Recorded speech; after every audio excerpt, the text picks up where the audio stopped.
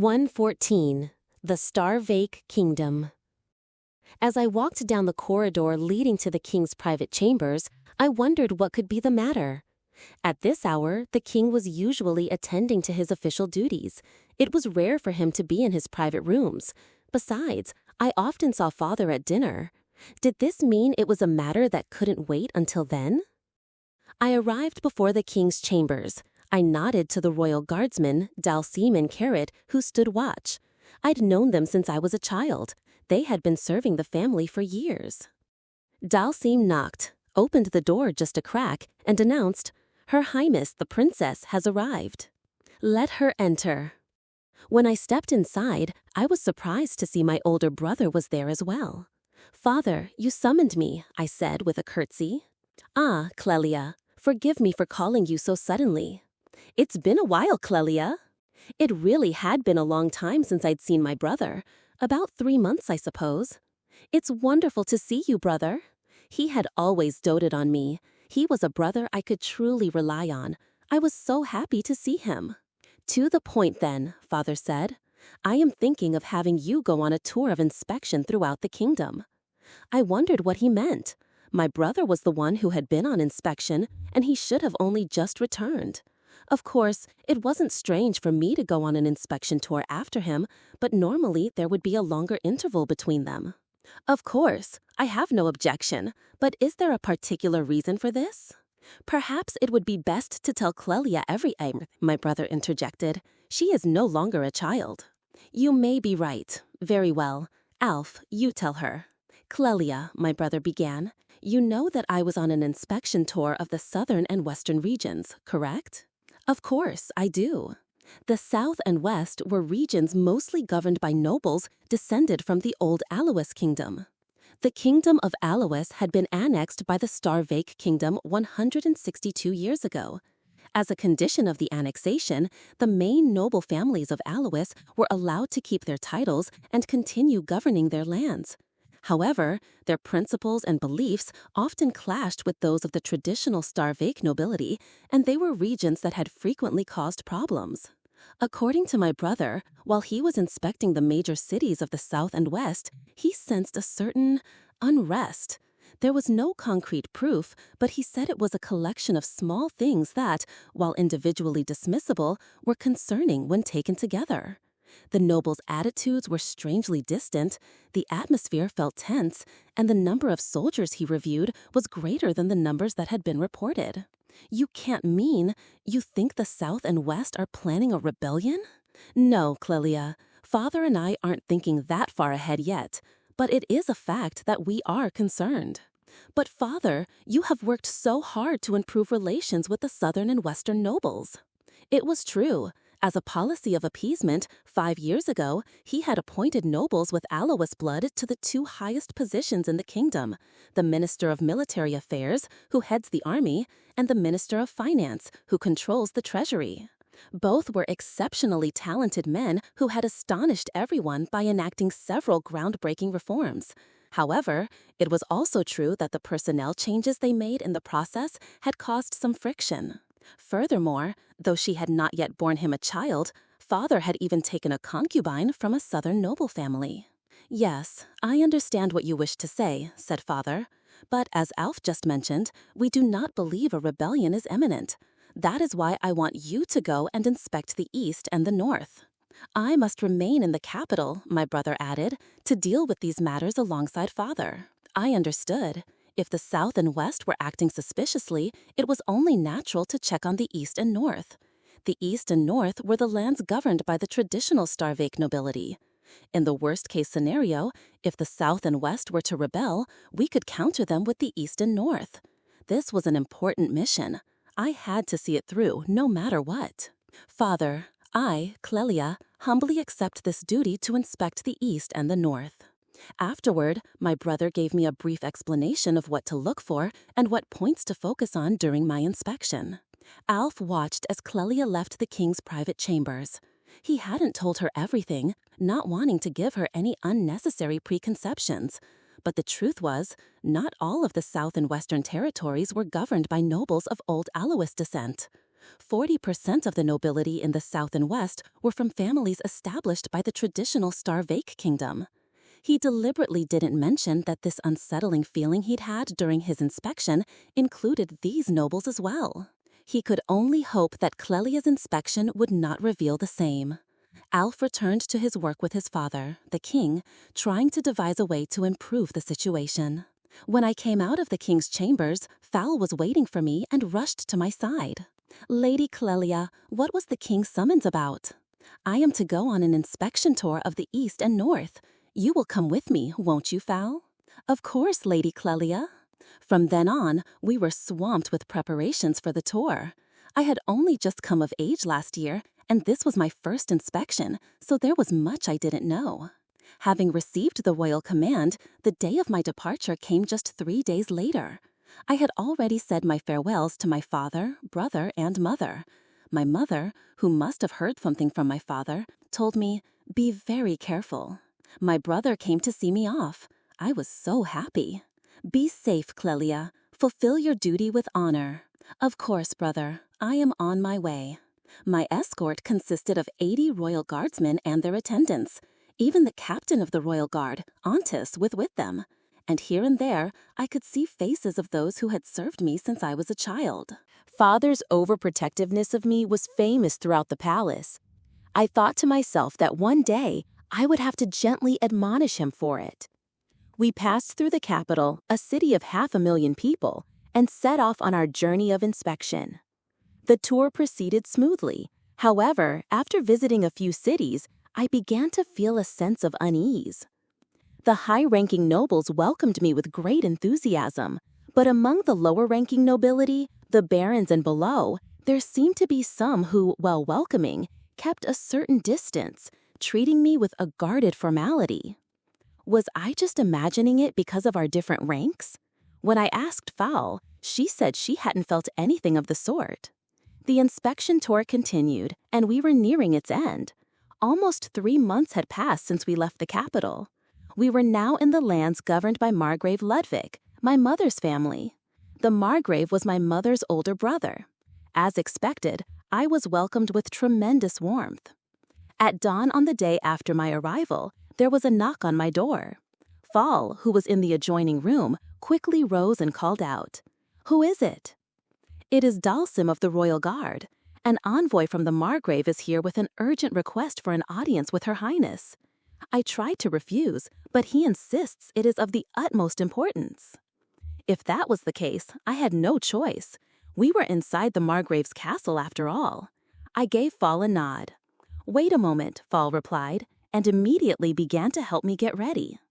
In the room I was led to, the Margrave and an elderly nobleman, who appeared to be his close advisor, were waiting. "Your Highness, I apologize for summoning you at such an hour," the Margrave said. "It is fine. More importantly, what is the matter?" "A fast horse has arrived from the capital. It's treason." I fought back the urge to cry out. "The scale?" "I cannot say for certain, but it seems to be 60 to 70% of the nobles from the south and west, 20 to 30% from the east and north, and about 60% of the army." I did a quick calculation. More than half of the nobility and the army. "And which side are you on, Margrave?" Hearing this, Fal, who stood beside me, put a hand on her sword. "Your Highness, no, my dear niece, Clelia, you ask a hurtful question. My family, the House of Ludwig, has for 300 years, since the founding of this nation, prided itself on its loyalty not to the Starvate kingdom, but to the Star-Wayne family. Your words are a step too far." "Uncle, I was shaken and misspoke. Please forgive me." He was right. I must not misjudge friend from foe. If he were an enemy, he would never have given me this information. I asked my uncle for the details. It began 20 days ago, when the king summoned the Minister of Military Affairs, Lord Alois, on the pretext of having something to ask him. The minister ignored the summons. When they tried to contact military officials close to the palace to inquire about the situation, they found they couldn't reach any of them. 2 days after the summons, Lord Alois raised his troops, and in concert with him, the nobles rebelled. The capital was sealed off, and the royal palace, surrounded by the army, fell in just 3 days. My father, my mother, and brother? My uncle shook his head. They were beheaded in the plaza before the royal castle. The charge was treason for attempting to sell the country to the Aram Holy Kingdom. That's absurd, impossible. The Aram Holy Kingdom was a neighboring country that had repeatedly threatened our borders. I know, no one, friend or foe, would believe such a thing. Damn them, we must retake the capital at once. Your Highness, now is the time to rally the nobles of the East and North under your name and prepare to face the advancing enemy. My uncle was right. Against the rebellious nobles alone, we might stand a chance, but the army itself was now the enemy. We couldn't fight them with a half-hearted force. I am sorry, Uncle. My blood was boiling. Think nothing of it, Your Highness. We feel the same. We will make them regret laying hands on my master and my dear sister, and staining their names with such lies. My uncle spat, his voice filled with killing intent. From that morning on, at the direction of my uncle's old chamberlain, who served as his strategist, I wrote dozens of letters informing the nobles of the atrocities in the capital and calling them to arms. Over 200 knights fanned out, carrying these letters to the nobles of the East and North. It was on the morning of the 3rd day after sending the messengers that I realized something was wrong. It was too slow. We should have received some sort of reply from the nobles in the territories closest to the Margrave's lands by now, and some of the knights should have been returning after delivering their messages. A terrible premonition crept over me. It was on the morning of the 4th day that a noble finally appeared, leading his army. When I saw the banner, it was old Baron Arseny, a man my uncle trusted as his right hand. I went with my uncle to greet the Baron. He approached with 2 knights in his retinue. The moment the Baron saw me, a look of utter astonishment crossed his face. Your Highness, you are safe. Thanks be to the goddess Luminous. It has been a while, Baron. What do you mean, safe? Confused, I looked around. My uncle and the old chamberlain's faces were deathly pale. My apologies. I was not aware that your Highness was here. What do you mean? Did you not come because you saw my letter? A letter from your Highness? I have received no such thing. I learned of the events in the capital 2 days ago and sought instructions from His Excellency the Margrave. But when no reply came, I came directly myself. Damn it, we've been had. Those bastards. My uncle roared in fury. Finally, I too understood what was happening. Could it be that none of my messengers with my letters had made it through? They've played us, Your Highness. They must have been planning this for years. Then, my messengers. They are likely all dead. The enemy must have hidden small groups of soldiers along the main roads, instructed to attack only small parties like messengers. Conversely, a larger group would not be attacked, or rather, they wouldn't be able to attack them. I will dispatch a large scouting party at once. How could this be, if the enemy was this well prepared? Immediately, several scouting parties were dispatched, and units were sent out to hunt for enemy soldiers along the roads. 1 day, 2 days, 3 days passed. The parties would return, only to be sent out again. Slowly, the situation became clearer. The enemy force was primarily composed of the army, numbering around 40,000. Noble armies from the south and west were continuously joining them. They were leaving behind just enough troops to besiege the castles of any noble families who resisted, while the main force continued its advance toward us. They were using the common folk as hostages to demand the castle's surrender, negotiating with the nobles to spare them on the condition that they abdicate their titles to the next generation and have their families move to the capital. The enemy's main force had already advanced deep into the east and north, meaning that if any of the eastern or northern nobles rashly raised their armies to join us, they risked being picked off one by one.